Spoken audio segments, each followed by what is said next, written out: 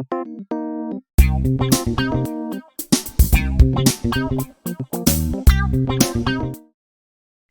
good evening to all and greetings for the upcoming International Women's Day.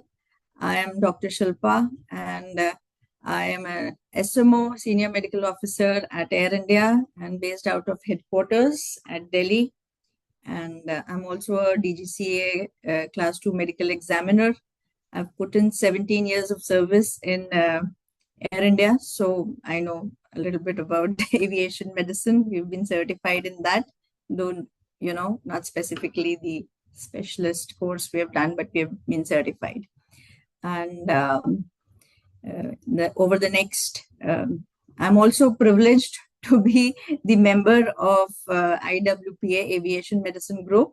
And thanks to Dr. Harpreet to give me this opportunity to speak on, understanding sleep in aircrew. So over the next 20 minutes or so, I shall be, going about the nitty-gritties of sleep and specifically in aviation. We know what sleep is, but in depth, we need to understand some more to understand why the regulations are in place and why do we advise what we advise. So let's start. Lynn, can I have the next slide, please?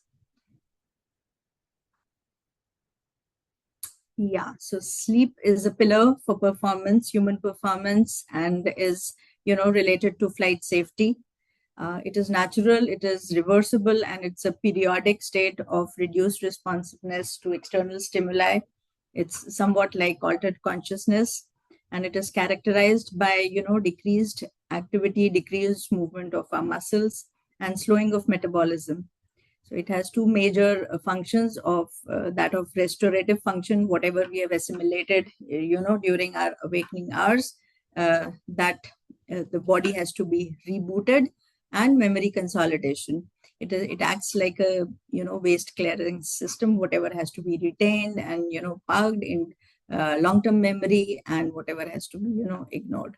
It is regulated by two systems: homeostatic mechanism and circadian rhythm.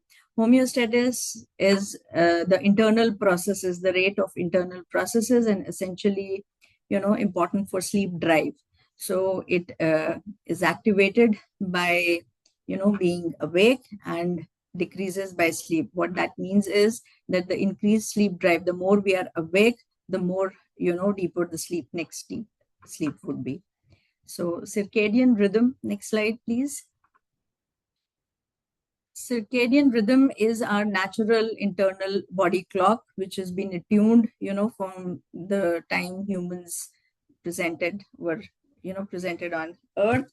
And it's a natural cycle of physical, mental, and behavior.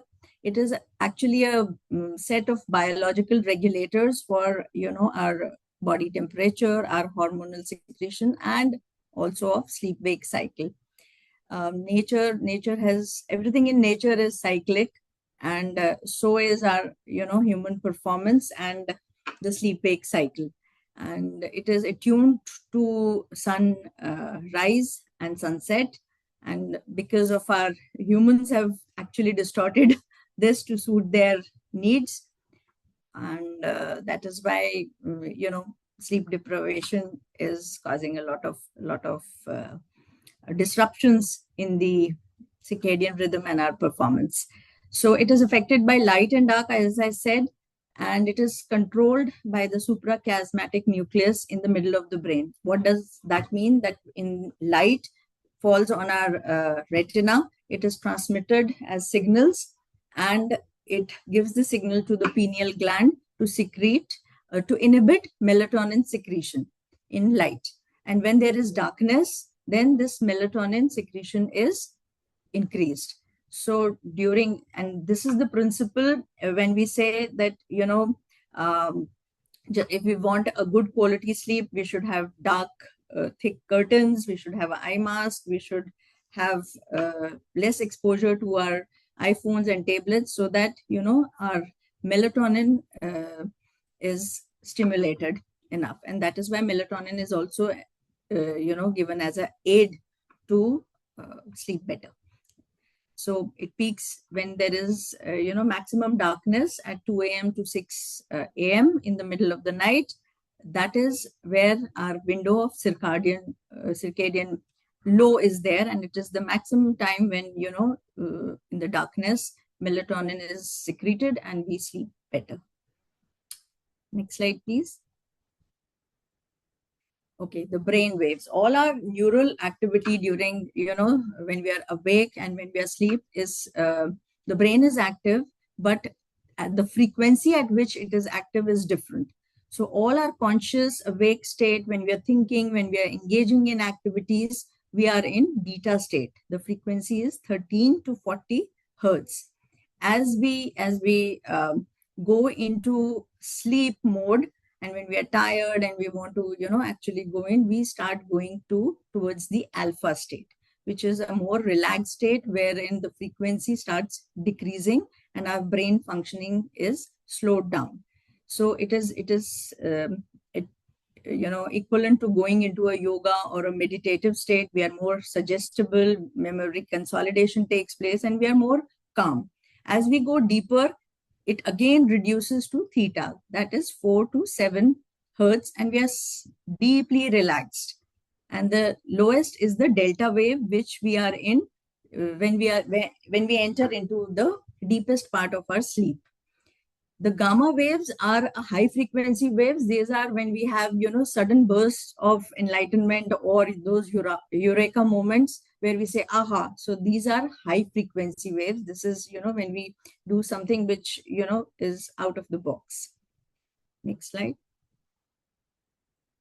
So now our sleep is when we transit from the beta state to the alpha and eventually into the theta and delta state.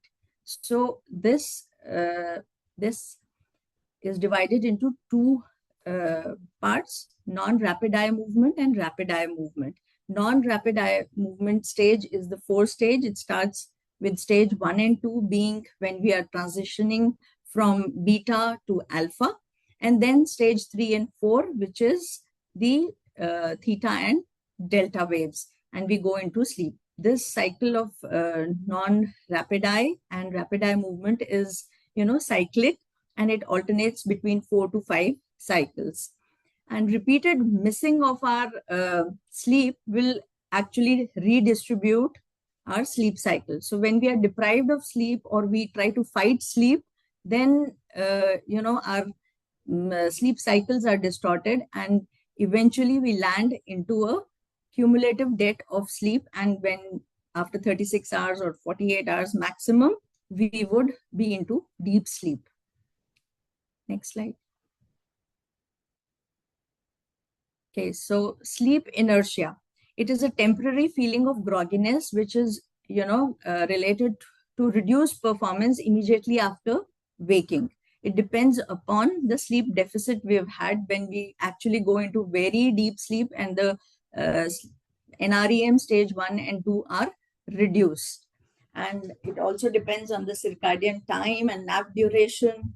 And it is most severe upon awakening. This happens when, we have missed out our sleep, day before, and then we just go into the deepest part of the sleep and awakened. This has been, very significant in fatal air crash also.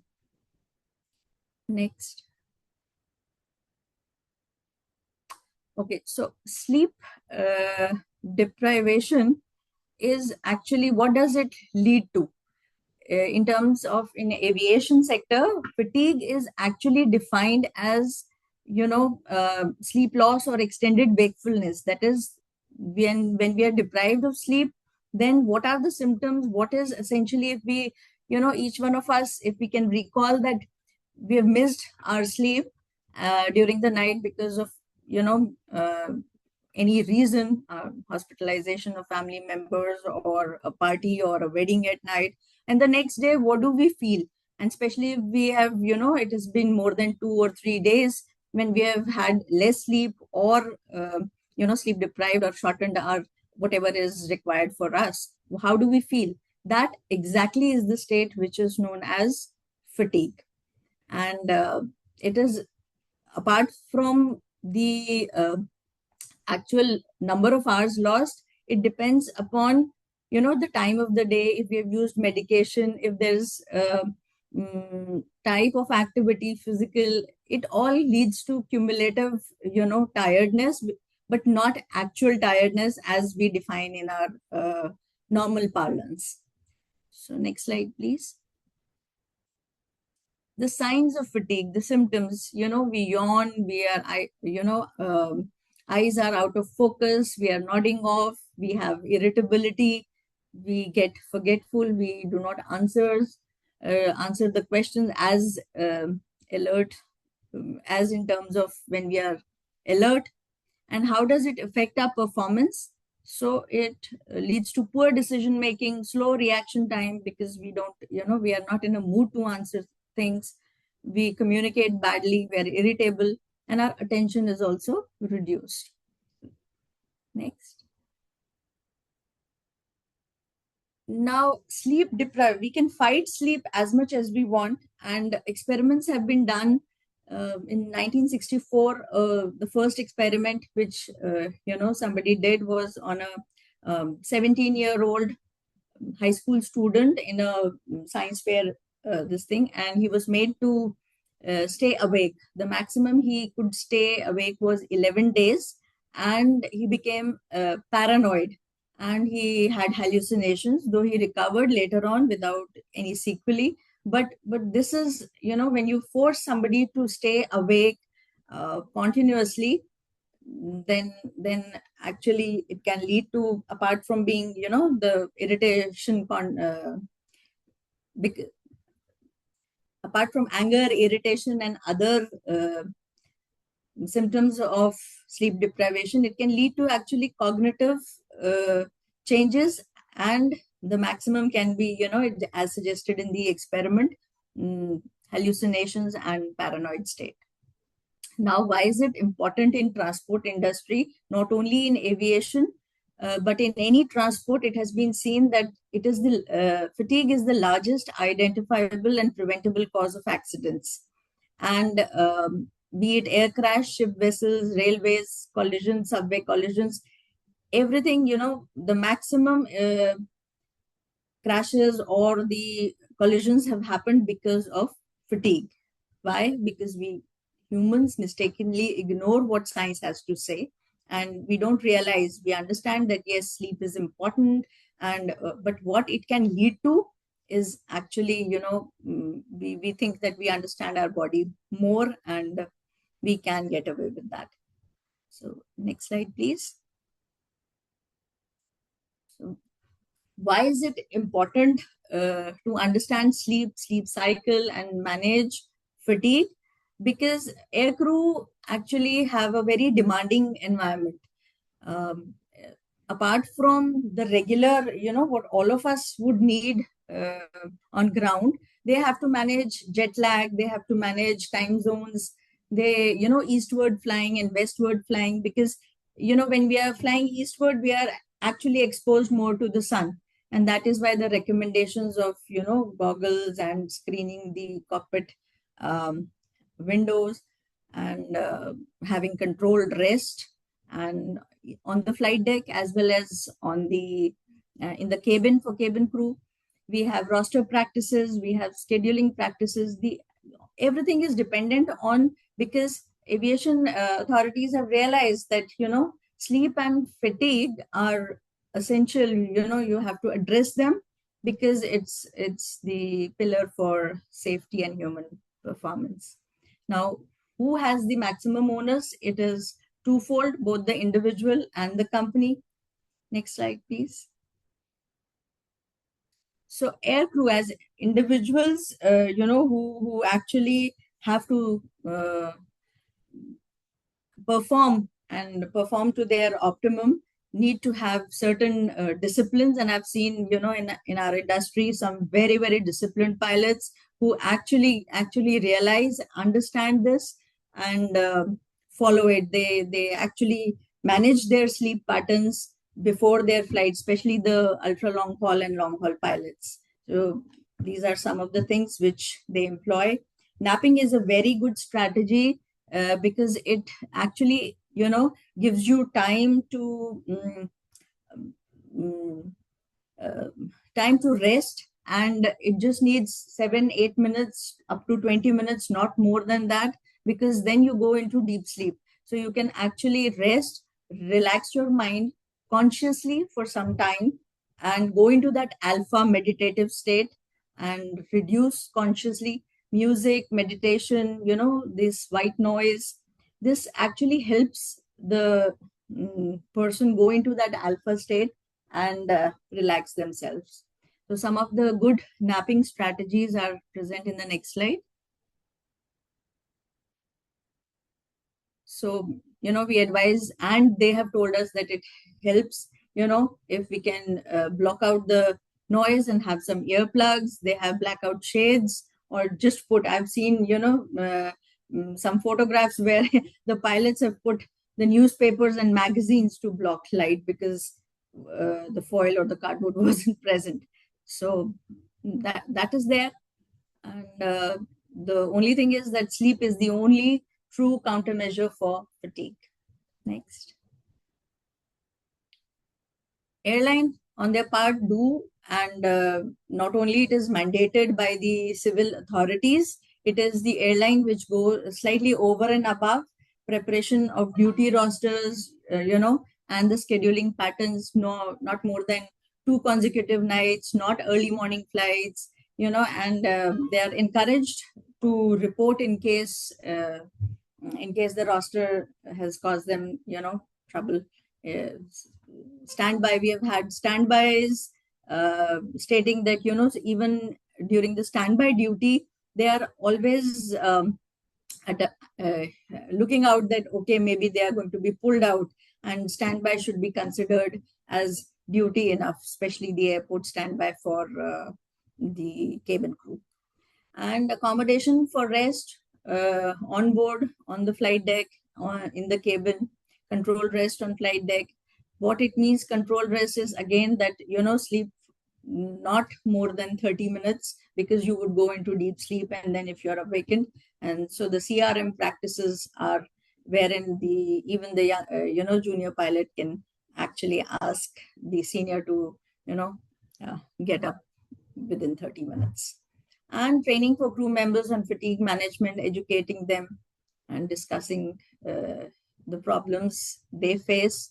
If they have some personal problem, they can come out and tell their managers to, off roster them for some time. So those are the things which the airline takes on its own to address sleep and fatigue issues. That's about it. Yeah. So myths about sleep and fatigue. A good cure for sleep difficulties is alcohol. No, it is not, because it's going to affect your REM sleep, and it's actually a depressant. It will short term, it will help you, but in the long term, your sleep would be actually disturbed more. So meditation, relaxation is not a substitute for sleep, but yes, it can calm you down. It can, it helps you as a nap, and otherwise relax. It's a myth that people can train themselves to get by on less sleep than normal. I'm sure if we recollect any time we have not slept our normal required hours, 6 7 or 8, we understand that after 2 or 3 days we would want a prolonged sleep. It is easy to tell when lack of sleep is starting to affect performance. No, you will get to know, you will be irritable, you'll be angry, you won't answer questions, and only later on when you're nodding off or yawning too much, you'll realize that. And it's very crucial in aircrew to actually be very, very alert at all times. But they think, the type A personality, I know my body and I can tell, when the lack of sleep would occur. That's a myth. So again, prior experience improves resistance. No, it does not. Training under the influence of fatigue improves performance. No, it doesn't. And caffeine, taking too much of coffee, short term, yes, 1 or 2 cups for the, time being, but if taken uh, too long and depending on coffee for staying awake is again not a good habit. Next. I think that's it. Thank you.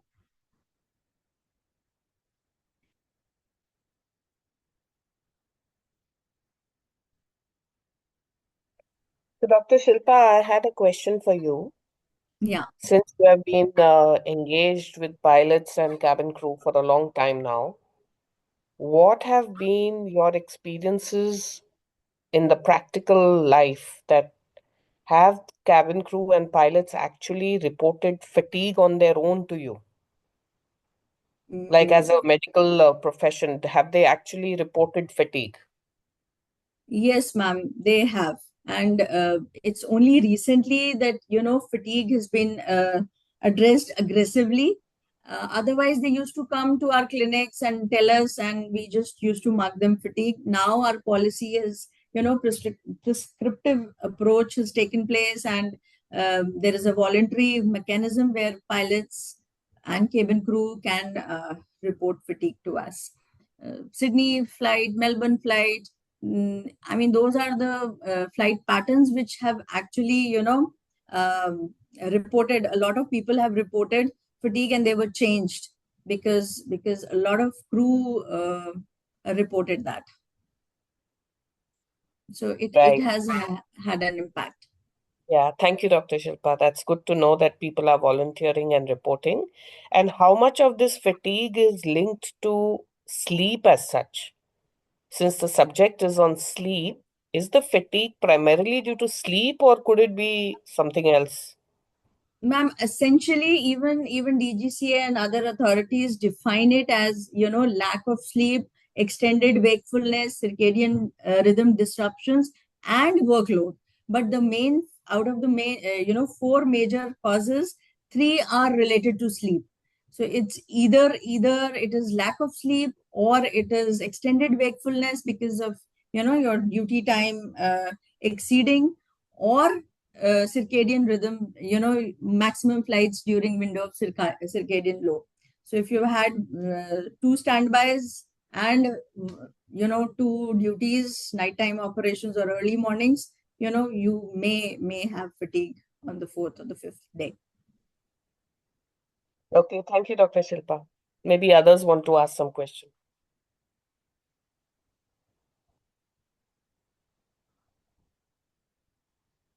Dr. Punita? I don't have specific question, Shilpa. You've covered everything so beautifully. Thanks. Thanks. Thank you. Yeah, Dr. Shilpa, I have a question like what is being done about maintenance crew, like maintenance staff basically, because we have worked 48 hours at a go when we were in maintenance. So, aren't there any reported instances for that? Mm, in aviation or otherwise, see, maximum you can ask for a person to do duties is 36 hours. Doctors do it. Mm, on ground it's a different scenario. You have restrooms, you are not subjected to. But aviation, the aviation is a very demanding profession, and the environment at that altitude is also different. Though it is pressurized to 6,000, 8,000, you are dehydrated, you have jet lag, you have time zone differences. So it's slightly more demand, not slightly, considerably more demanding than on ground. So yes, but fatigue can be for anyone. Aviation, non-aviation, anybody who's working, beyond 36 hours at a stretch. It was within maintenance for aviation only. So at Airworks, we do C checks in 4 days. I don't know why they have such a urgency in every C check, but yeah, and there are days where they go like, oh, you don't leave from here until the aircraft takes off. Yeah. So that also needs addressals. Yes, it needs.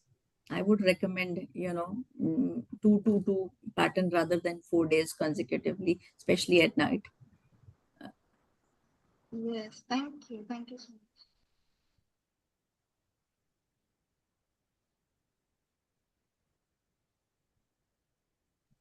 Are there any policies for this or any Uh, policy recommendations for this?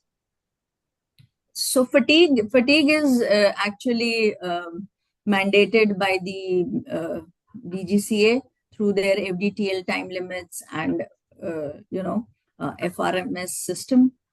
So yes, as an organization, everybody has to have a fatigue committee and have a policy, and it should be non-punitive, and that is there. Yes, the document is there, and education and awareness is also documented, which we have to do it. So the forums like this, and within the company, we should be speaking more about it.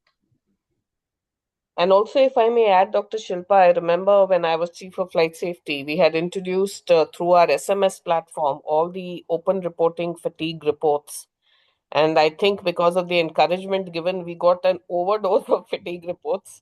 And then we Yes, had to start doing safety risk assessments on them, that which are genuine and which are not. That's, of course, a different subject.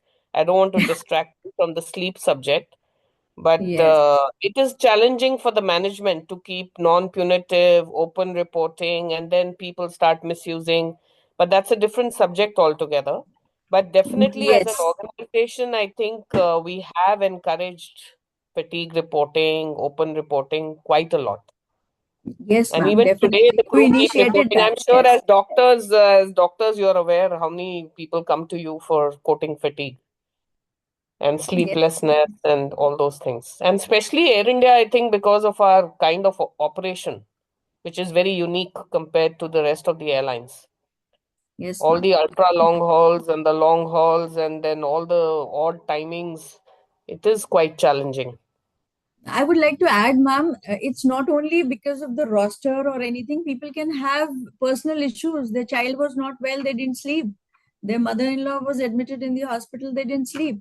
So people do come with that also. And that is what is the beauty of open reporting, that it has to be non-punitive. It cannot be only the roster practice or, only the scheduling pattern. It could be, Also, in our incident investigations, sometimes we are asking all those questions like, how did you sleep before the flight? And something goes wrong, like you rightly connected it to impaired performance. yes. So if the crew is not well rested, they are likely to make more errors. And that goes with what Lynn is saying. If the maintenance people are not rested, they are also likely to make more errors. So the sleep deprivation can lead to reduced performance, which can even lead to an incident, if all things happen together. Yes, ma'am. We do know about the crash where the pilot, we could hear the snoring in the cockpit, and the first officer was telling him to go around or whatever. So we know about, everybody knows about that. Yeah, He Dr. went Shilpa, into, yeah, sorry. yes. Yeah, there were also some reported cases or some news articles. One is where newspaper was put on this windshield, like in front, and pilots were sleeping in the cockpit.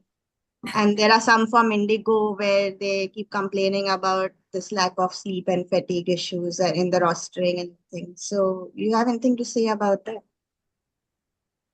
So see, both the pilots, it's mandated that only one of them can take a strategic nap, and not beyond 30 minutes, so that, and it is the duty. So what I said, that in when they're taught in the CRM classes, that don't think that he is the senior most and you're the junior most and you can't awaken. It is decided that if he goes beyond 30 minutes, you have to wake him up. So both the pilots going simultaneously is a big no-no. And yes, DGCA has taken cognizance of the rest period between the duties, and has increased it slightly, and they've come up with the revised policy basis all these fatigue reporting. All right. Thank you so much. Thank you. And thanks everyone. Thanks Dr. Punita. Thanks Dr. Harpreet. Thank you for giving me this platform to speak. And thanks Lynn for all the support. And everybody, I think I can see Trisha and one more person. I don't know. It You're says welcome. iPhone. Yeah. Thank you, Yes, everyone. thank you, doctor. Thanks for good session. Very good Thank session. you so Thank you. much. Thank you. Thank you. Bye-bye. Thank Bye-bye. you, Dr.